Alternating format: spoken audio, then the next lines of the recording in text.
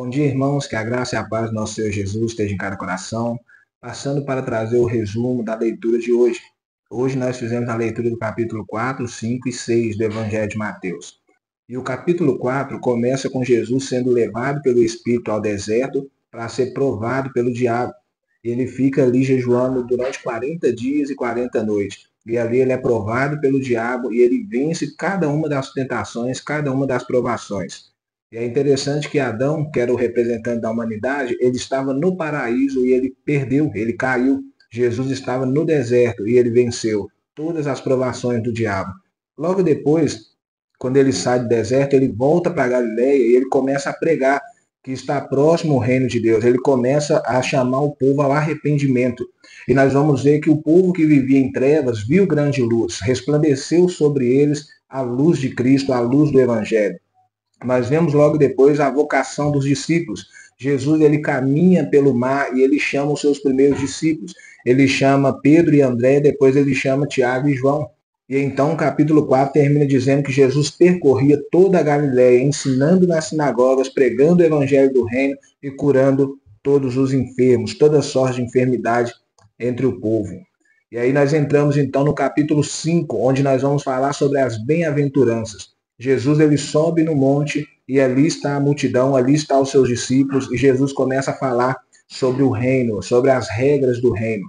E ele começa a falar sobre as bem-aventuranças, né? Bem-aventurados humildes, bem-aventurados que choram, bem-aventurados mansos, os que têm fome e sede de justiça, os misericordiosos, né? Os pacificadores e aqueles que são perseguidos por minha causa. Depois que Jesus fala das bem-aventuranças, ele vai falar que nós, os discípulos de Jesus, nós somos o sal da terra e a luz do mundo. E que se o sal perder o seu sabor, ele não serve para mais nada, a não ser lançado fora e pisado pelos homens.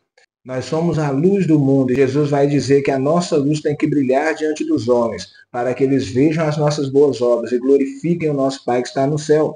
Jesus então ele começa a dizer que ele não veio para revogar a lei, pelo contrário, ele veio cumprir a lei.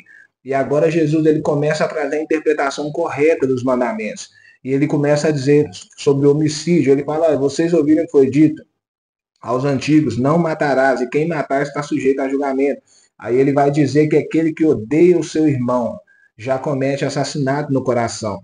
Ele vai falar sobre adultério, e ele vai falar a mesma coisa. Vocês ouviram o que foi dito aos antigos, não adulterarás. Eu, porém, vos digo, se alguém olhar para outro com intenção impura no coração, já cometeu adultério. Ele vai falar sobre os juramentos, ele vai dizer que nós não devemos jurar por nada, mas que a nossa palavra ela tem que ser sim, sim, não, não. O que passar disso vem do maligno. Ele vai falar sobre a vingança. Vocês ouviram que foi dito olho por olho e dente por dente. Eu, porém, vos digo, não resistai ao perverso. Né? Qualquer que te bater na face, dê a outra.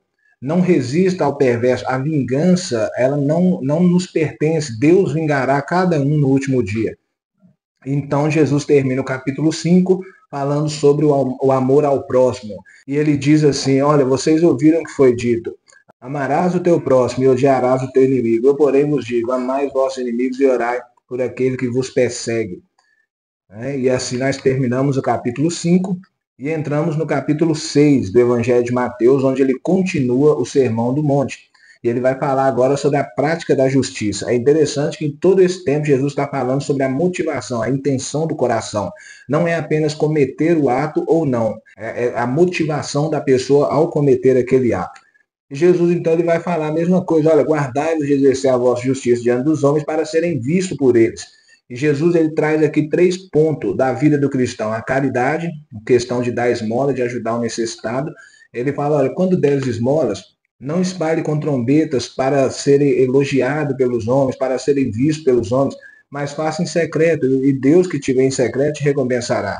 E aí ele vai falar sobre a oração. Da mesma forma, ele fala, quando orares, não sejais como os hipócritas, que oram em pé nas sinagogas, nas praças, para que as pessoas vejam eles. E nem como os gentios que repetem orações vazias, achando que por muito falar, eles serão ouvidos. Mas Jesus vai falar que nós temos que entrar para o nosso quarto e ali nós vamos orar ao nosso Pai, que em secreto nos vê e nos recompensa. É interessante que Jesus fala que ele nos vê em secreto. Ele não apenas ouve a nossa oração, ele vê o nosso coração, a motivação por trás das palavras. E Jesus então nos dá um modelo de oração, que é o modelo do Pai Nosso.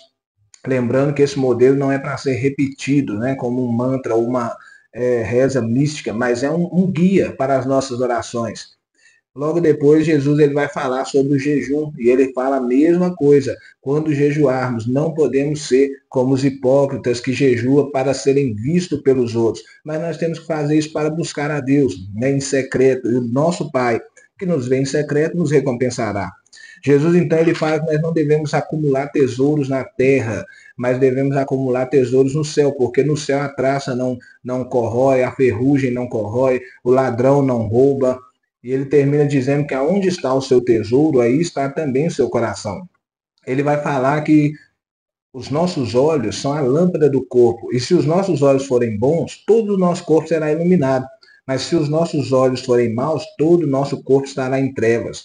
E aí ele entra na questão do servir, né? Não poder servir a dois senhores.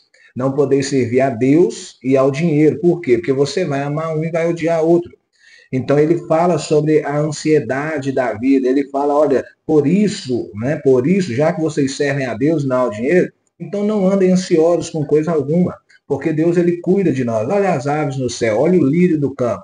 Elas não plantam nem colhem, os lírios crescem um dia e no outro são lançados ao fogo, e ainda assim Deus sustenta as aves e ninguém se vestiu tão bem como um lírio do campo. Será que Deus não ia cuidar de nós, que somos muito mais preciosos do que aves e flores e lírios? E aí ele fala que nós não devemos nos preocupar com o amanhã, basta cada dia o seu próprio mal. Ou seja, nós temos que deixar todo o cuidado da nossa vida nas mãos de Deus. E ele fala, buscai, pois, em primeiro o reino de Deus e a sua justiça, e todas as outras coisas serão acrescentadas.